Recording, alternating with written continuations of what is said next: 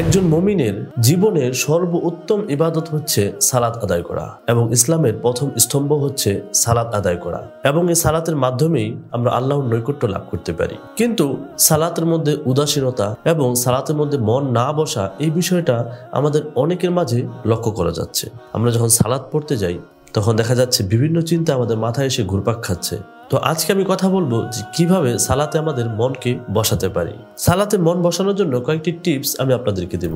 রাসূলুল্লাহ সাল্লাল্লাহু আলাইহি ওয়াসাল্লাম বলেন, কিয়ামতের দিন সর্বপ্রথম আমাদের নামাজের হিসাব নেওয়া হবে।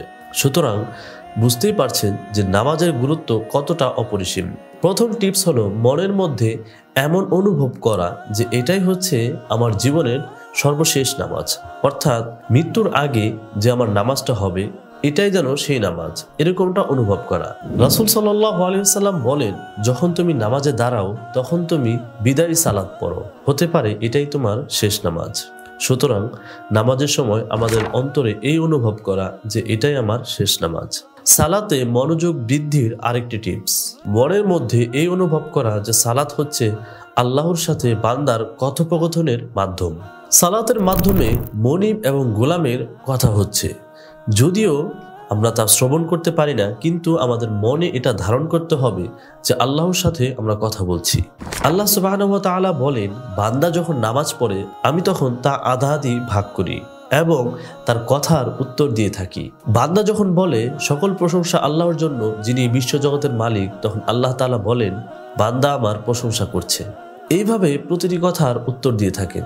সুতরাং আমাদের সকলের মনে এই অনুভবটা করতে হবে যে আল্লাহর সাথে আমরা কথা বলছি। এইভাবে আপনার নামাজের প্রতি মনোযোগ আরো বৃদ্ধি হয়ে যাবে। তৃতীয় নাম্বার টিপসটা হচ্ছে সালাতে ধীরে স্থির আদায় করা, অর্থাৎ ধৈর্য সহকারে নামাজ পড়তে হবে। সালাত মুমিনের জীবনে ধৈর্য শিক্ষা দেয়, সবর শিক্ষা দেয়, অর্থাৎ আপনাকে প্রচুর পরিমাণে ধৈর্য ধারণ করতে হবে, আপনাকে সবর করতে হবে। আল্লাহ সুবহানাহু ওয়া তাআলা বলেন, মুমিনরা সালাতে বিনয়ী অবলম্বন করে। যত্ন সহকারে সালাত আদায় না করলে, প্রতিটি সূরা প্রতিটা তাসবিহ যদি যত্ন সহকারে আদায় না করা হয় তাহলে সালাতে মনোযোগ বৃদ্ধি হবে না। সুতরাং খুব ধৈর্য সহকারে সালাত আদায় করতে হবে। আর আমরা এই জায়গাটাই হেরে যাই, আমরা সালাতে ধৈর্য ধারণ করি না, অর্থাৎ বিভিন্ন কাজ থেকে যখন আসি সালাত আদায় করি তখন আবার চিন্তা করি যে কিভাবে দ্রুত আমরা সেই কাজে ফিরে যাব, বা আমার এই কাজ সেই কাজ রয়েছে সেই কাজের দিকে আবার মনোনিবেশ হব।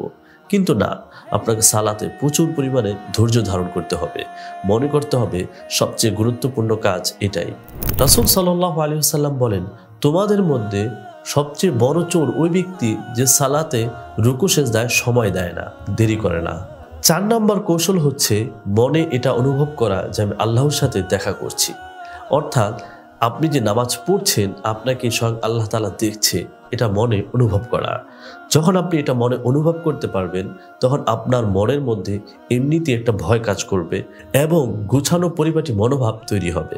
আপনার মনের মধ্যে এটা অনুভব করা আল্লাহ তাআলা সার্বক্ষণিক আমার প্রতি দৃষ্টি রাখেন এবং আমি যা করছি তিনি তা দেখছেন।